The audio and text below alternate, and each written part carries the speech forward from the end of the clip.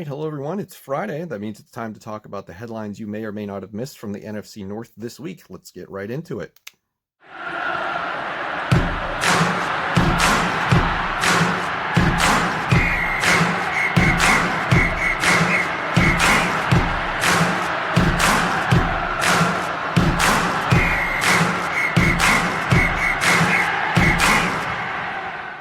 So I think without question, our number one headline for the week goes to the Detroit Lions for the news that Matthew Stafford and the Detroit Lions have decided it would be in their mutual interest to part ways.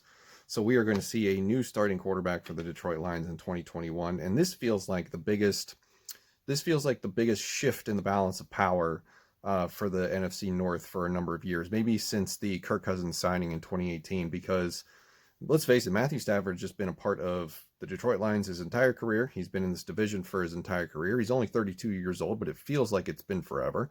So it's going to just be one of those things where it's going to be odd to see him not part of the division rivalries anymore. Now, as far as a landing spot for him, that's to be determined. I don't think we're going to see any real movement on this for another week, so we're just going to have to deal with speculation, at least until after the Super Bowl. I don't think the NFL or Roger Goodell wants any sort of big time breaking news to happen during Super Bowl week. All the focus will be on the big game. So I think it's just a matter of sitting around and waiting for this actually to happen. And it sounds like Matthew Stafford was the one that initiated this, and I don't blame him because, let's face it, his entire career, the Detroit Lions have done a terrible job of building a roster around him, and it just hasn't worked out. Stafford's been a good, not great quarterback. I think he would excel if he just had, a better organization to play for. The Detroit Lions have just been so poorly run that it's no wonder that it's finally coming to an end in such a fashion that we're witnessing play out in real time.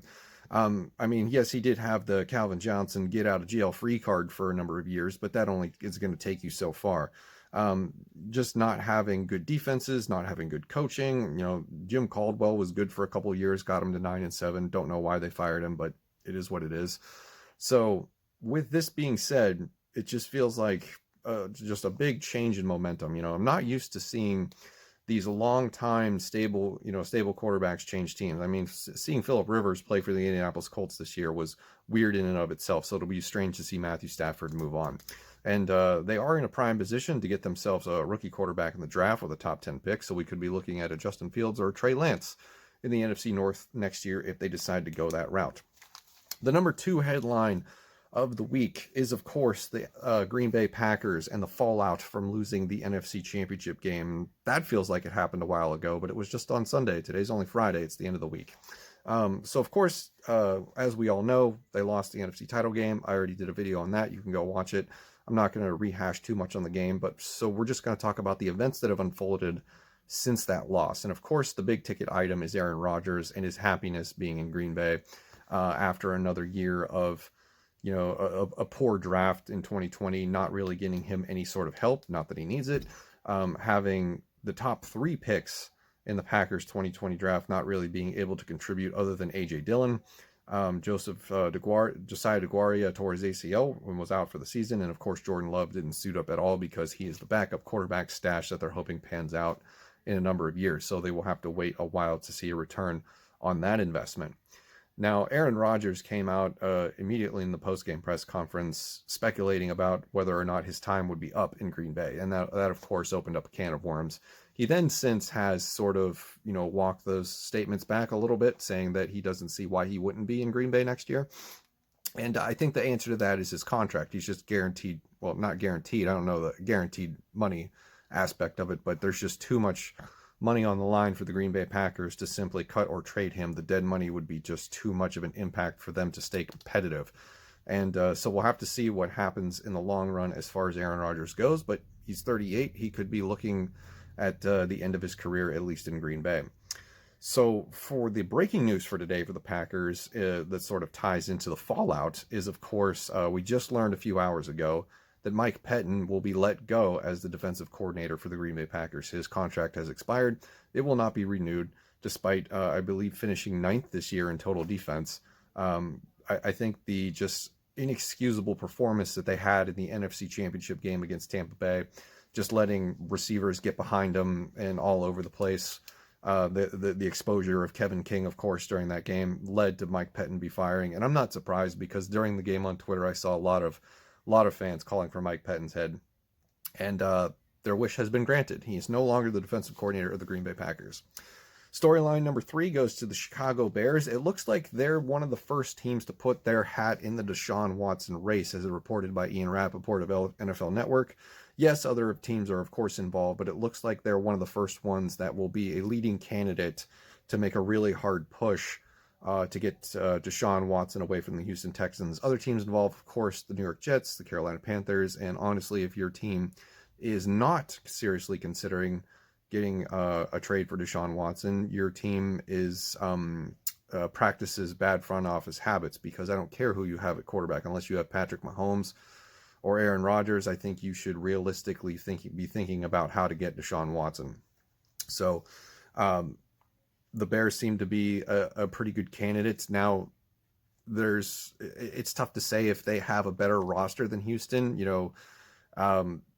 I think they obviously have a better organization than Houston, because Texans ownership has decided to choose an executive who is not very well liked to keep him around, as opposed to their top 5 franchise quarterback, which is very hard to find.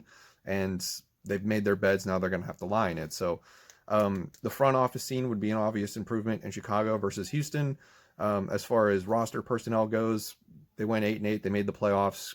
The coaching's better than, the guy that they hired, David Culley, I believe his name is. That's probably wrong. It just got announced earlier today. But yeah, I think Chicago would be a great landing spot for him. And to also piggyback off of that, we learned a rumor that was incorrect, was that Allen Robinson was seeking $25 million for a new contract. And then Allen Robinson goes on Twitter and says, y'all shouldn't believe what you read every day. And he's got a point. So, but I think DeShaun Watson, would definitely make staying in Chicago for Allen Robinson more of an incentive, as opposed to having to deal with Trubisky and Foles for another year. So we'll see how that progresses. Again, much like the Matt Stafford situation, we're not going to see any movement on this for a while, because it's Super Bowl week and the NFL wants nothing to do with breaking news other than just being focused on the big game. So we'll have to wait on that, put it on the back burner. Fourth storyline / headline of the week goes to the Minnesota Vikings for not much of anything, because they seem to just be lying in the weeds right now. That's a very quiet start to the offseason for the Vikings. They've made a few coaching changes, still haven't named an offensive coordinator. I haven't even seen a report for an outside interview for that position quite yet, so dragging their feet, and I'm not sure why. Now, I understand why they're probably not making roster moves, because they're probably waiting to see what the rest of the landscape looks like, and that's fair. You don't want to be cutting and trading players while other teams are still trying to figure out who's going to be their general manager, who's their head coach, what are the philosophies they want to do, what does the roster that they have look like in terms of evaluation. So it's hard to make roster moves right now. It's still so early. It's really ridiculously early in the process. We still have the Super Bowl to go. And like I said, this next week coming up is going to be very quiet in terms of news. At least I expect it to be. But yeah, it feels like the Vikings this week, outside of just Kyle Rudolph making noise in media and the hiring of a few coaches, they haven't done too much of anything. As far as their prospects and the DeShaun Watson sweepstakes, I don't know, because it depends on what side of the Vikings fan base you're on. It seems pretty split 50-50. There's 50% that, yes, of course, DeShaun Watson is an upgrade. Let's go do it now. The window's open. We're going to win a Super Bowl. All our defensive players will come back. This is perfect storm situation happening.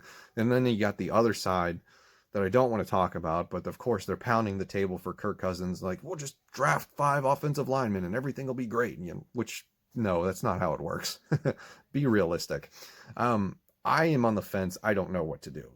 I agree with the one side that says go get DeShaun Watson no matter what it costs, because he's a top 5 quarterback. He's elite. These players don't come up as an option very often unless you have a top 5 pick, which we don't. And he's not a quarterback that Mike Zimmer would have to develop. He's developed. He's ready. He's a winner. He's got the goods. The statistics back it up. He just needs a good organization to play for.